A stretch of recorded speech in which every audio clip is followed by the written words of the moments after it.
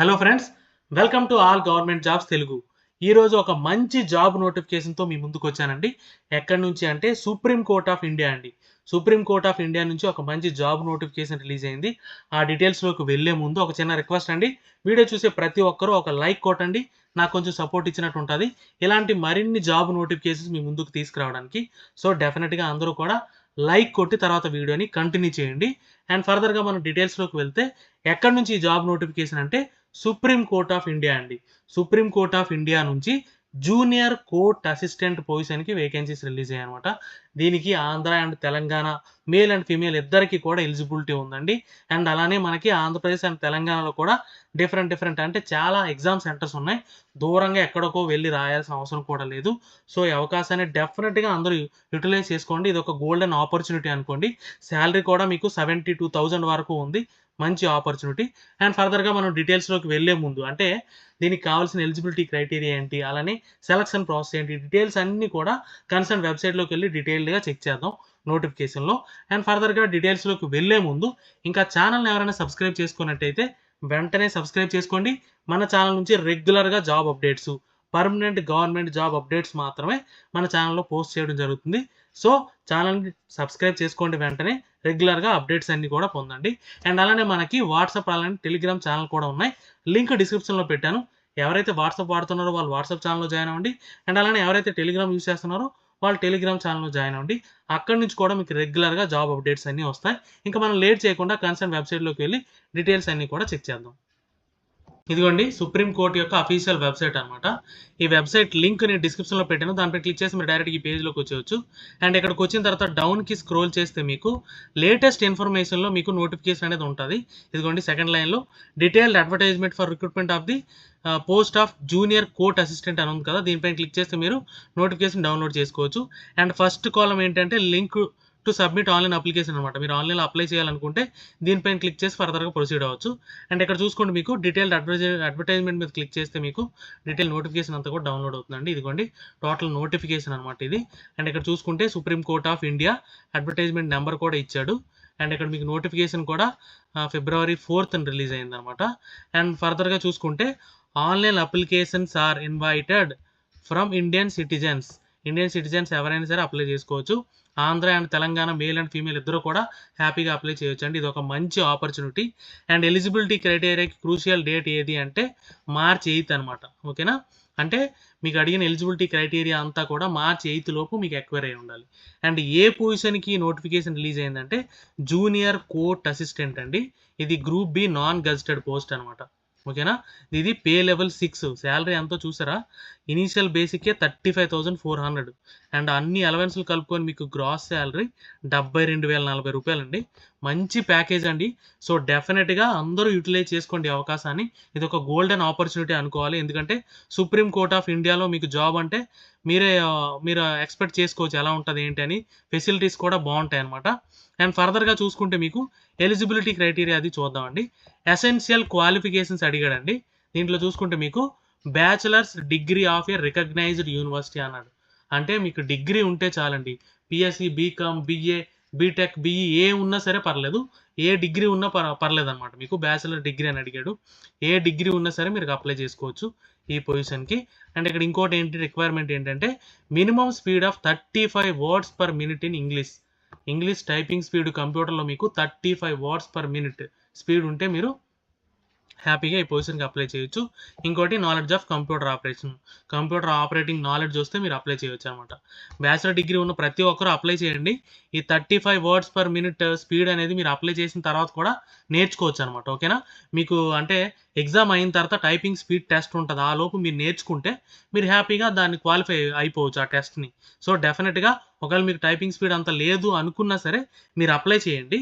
Apply చేసిన వెంటనే మీరు కోచింగ్ స్టార్ట్ చేస్తే మీరు డెఫినెట్గా ఆ టైంకి రీచ్ అవుతారన్నమాట ఈ టైపింగ్ స్పీడ్ అనేది. సో డెఫినెట్గా అందరూ కూడా డిగ్రీ ఉన్న ప్రతి ఒక్కరూ కూడా అప్లై చేయండి. ఓకే, అండ్ ఫర్దర్గా చూసుకుంటే ఏజ్ రిక్వైర్మెంట్ అండి. ఏజ్ రిక్వైర్మెంట్ చూసుకుంటే మీకు 18 to 30 years లోపు ఉండాలన్నమాట. ఓకేనా, దాంతోపాటు అన్ని గవర్నమెంట్ సర్వీస్కి ఇచ్చినట్టే ఎస్సీ, ఎస్టీ, ఓబీసీ వాళ్ళకి, అలాగే ఎక్స్ సర్వీస్ మ్యాను, అలానే మీకు పీడబ్ల్యూడీ క్యాండిడేట్స్ అందరికీ కూడా రిజర్వేషన్ అనేది అంటే ఎగ్జామ్స్ అనేది అన్ని గవర్నమెంట్ సర్వీస్ ఇచ్చినట్టే ఉందన్నమాట. సో డెఫినెట్గా వాళ్ళు కూడా ఏజ్ రిలాక్సేషన్ క్లెయిమ్ చేసుకోవచ్చు. ఓకేనా, 18 to 30 ఇయర్స్తో పాటు ఏజ్ రిలాక్సేషన్ కూడా క్లెయిమ్ చేయవచ్చు అనమాట. Okay, and me crucial date already చెప్పాను కదా, March 8. ఈ లోపే మీకు ఏజ్ అంతా కూడా అన్నీ కూడా క్యాలిక్యులేట్ అవుతాయి. ఓకే, అండ్ ఫర్దర్గా రిజర్వేషన్ క్రైటీరియా ఆల్రెడీ చెప్పుకున్నాం కదా, అన్ని గవర్నమెంట్ సర్వీస్కి ఇచ్చినట్టు ఇచ్చాడు. అండ్ స్కీమ్ ఆఫ్ ఎగ్జామినేషన్ అండి, సెలక్షన్ ప్రాసెస్ ఎలా ఉంటుందో చూసుకుంటే ఇక్కడ మీకు 3 స్టేజెస్లో అంటే 3 స్టేజెస్లో ఎగ్జామ్ ఉంటుంది అండ్ ఇంటర్వ్యూ కూడా ఉంటుంది అనమాట. టోటల్గా 4 స్టేజెస్లో మీకు సెలక్షన్ ప్రాసెస్ అనేది ఉంటుంది. ఇదిగోండి ఇక్కడ క్లియర్గా ఇచ్చాడు. The eligible candidates will have to appear in the test in the following subjects అన్నాడు.